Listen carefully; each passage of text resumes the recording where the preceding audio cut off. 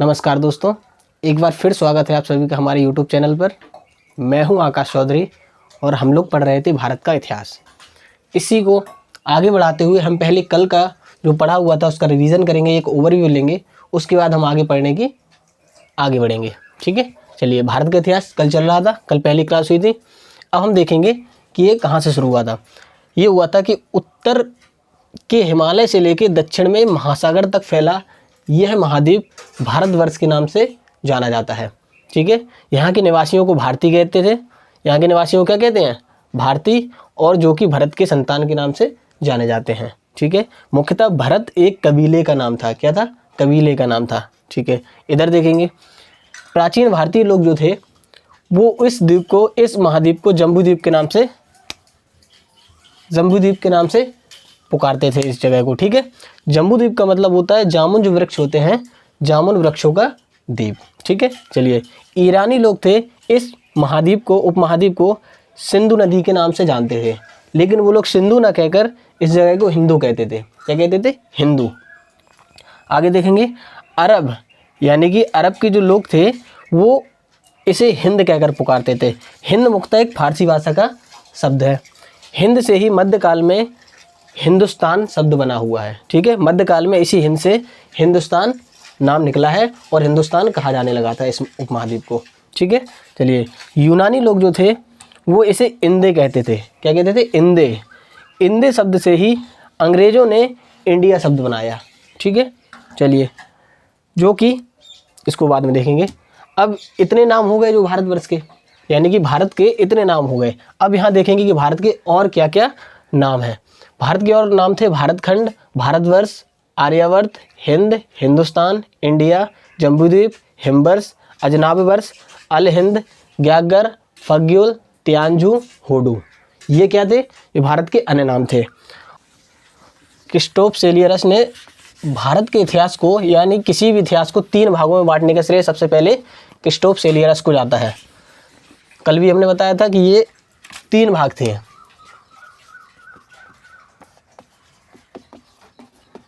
किसी भी इतिहास को, यानी कि इतिहास को पहली बार 3 भागों में बांटने का श्रेय क्रिस्टोफ सेलियरस को जाता है। ठीक है, जो कि जर्मन इतिहासकार थे।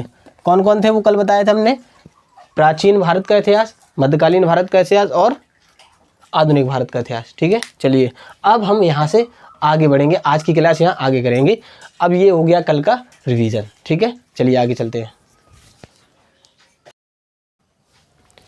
अब हम लोग आगे देखेंगे कि आगे हम लोगों को दूसरी क्लास में क्या पढ़ना है। पहली क्लास हम लोगों की हो चुकी है, हम लोग दूसरी क्लास पढ़ेंगे। ठीक है, कल हमने देखा था कि जो भारत का इतिहास है उसको 3 भागों में बांटा था: प्राचीन भारत, मध्यकालीन भारत और आधुनिक भारत।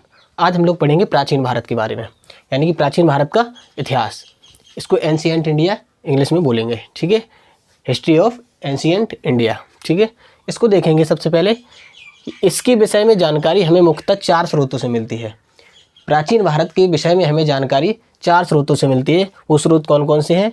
धर्म ग्रंथों से मिलती है, ऐतिहासिक ग्रंथों से मिलती है, विदेशियों के विवरण से मिलती है, यानी कि जो विदेशी यहाँ पर आए उन्होंने जो पुस्तकें लिखी उनके माध्यम से हमें भारत के इतिहास के बारे में जानकारी मिलती है, और पुरातात्विक साक्ष्यों से मिलती है, यानी कि जो अभी पुरातात्विक विभाग है हमारा, जो खोज करता जा रहा है, उसके आधार पर हमें प्राचीन भारत की जानकारी मिली है। ठीक है, हम देखेंगे कि धर्म ग्रंथ और ऐतिहासिक ग्रंथ, इन दोनों से मिलाकर हमें जानकारी निम्न तरीके से कैसे प्राप्त होती है।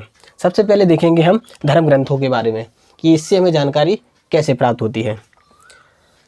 इसमें कहा गया है कि सबसे प्राचीन धर्म ग्रंथ जो है वो वेद है, यानी कि सबसे पहले वेदों को लिखा गया था। ठीक है, इसके रचयिता महर्षि कृष्ण द्वैपायन वेदव्यास जी हैं। कौन है? महर्षि कृष्ण द्वैपायन वेदव्यास जी हैं। और जो वेद हमारे धर्मग्रंथ हैं जो पुराने, वो हमें क्या उपदेश देते हैं? वेद जो हैं वो उपदेश देते हैं वसुधैव कुटुंबकम का।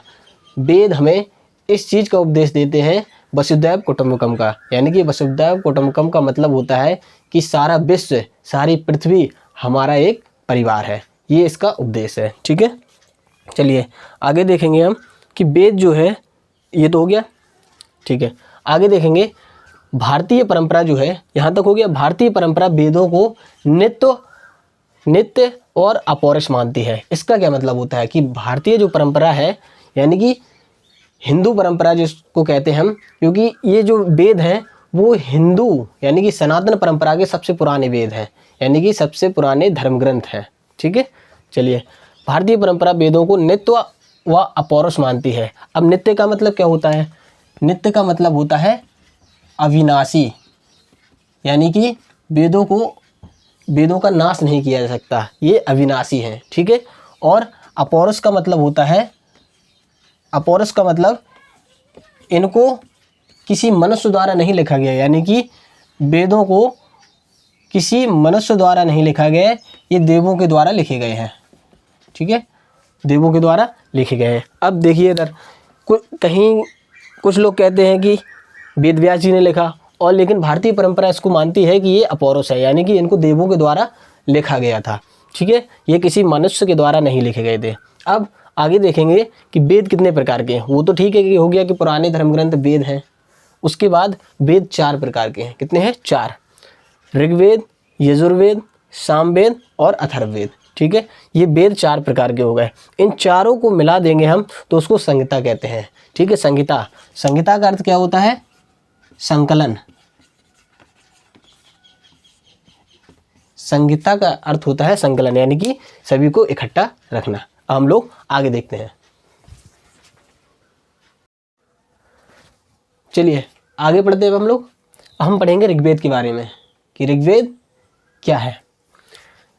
ऋचाओं के क्रमबद्ध ज्ञान के संग्रह को ऋग्वेद कहते हैं। ऋचाओं के, यानी कि ऋचा किसे कहते हैं?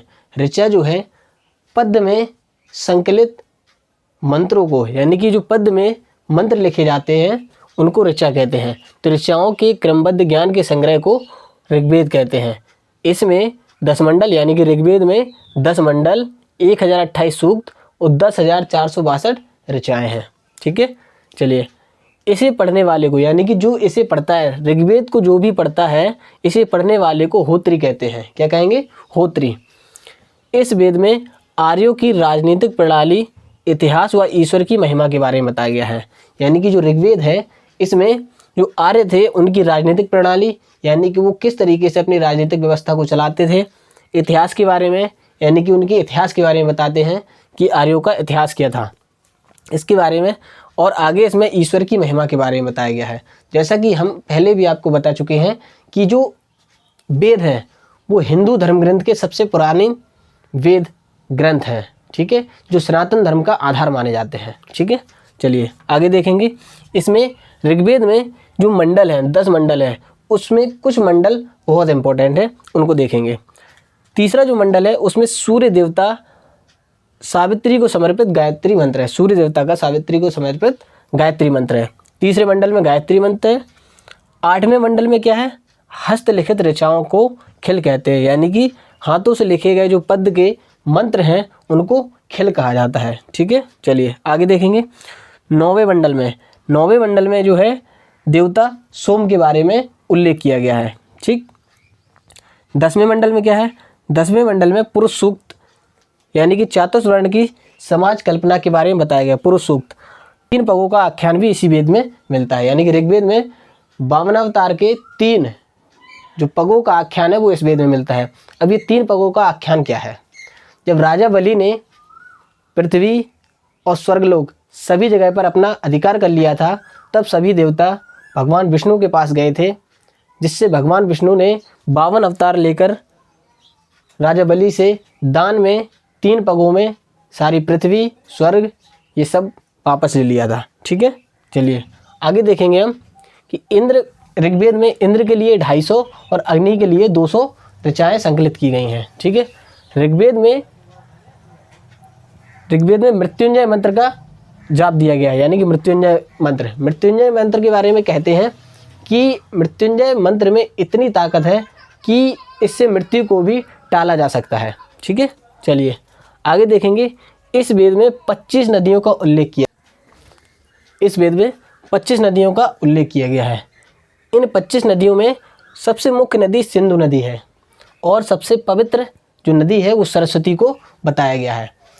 और हालांकि गंगा और यमुना का उल्लेख ऋग्वेद में एक एक बार हुआ है। ठीक है, कितने बार? एक एक बार गंगा और यमुना का उल्लेख हुआ है। ऋग्वेद में कृषि का उल्लेख जो है 24 बार हुआ है। कितने बार? 24 बार कृषि का उल्लेख हुआ है।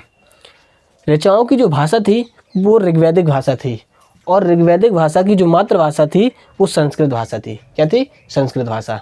ये था हमारा ऋग्वेद के बारे में एक ओवरव्यू, यानी कि ऋग्वेद के बारे में जो भी जानकारी थी वो यहाँ थी। अब हम आगे कल और जो बाकी वेद बचे हुए हैं उनके बारे में पढ़ेंगे। धन्यवाद।